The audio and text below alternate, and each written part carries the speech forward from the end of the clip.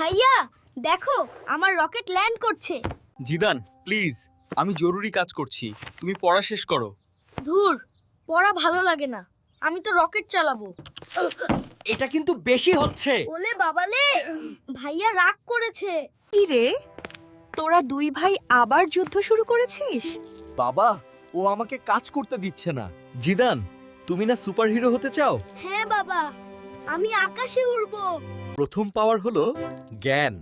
পড়ালেখা না করলে তো বিমানের সুইচের বদলে হর্ন বাজিয়ে দেবে।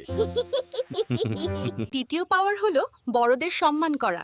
ভাইয়া তোমাকে ভালোবাসে বলেই পড়তে বলে। আমি চাই তুই অনেক বড় আলেম আর বিজ্ঞানী হ। সরি ভাইয়া, আমি আর দুষ্টামি করব না, আমি এখন পড়বো। এখনই সুপার পাওয়ার লোড করব। পড়ছি সব পড়া শেষ করব তাড়াতাড়ি।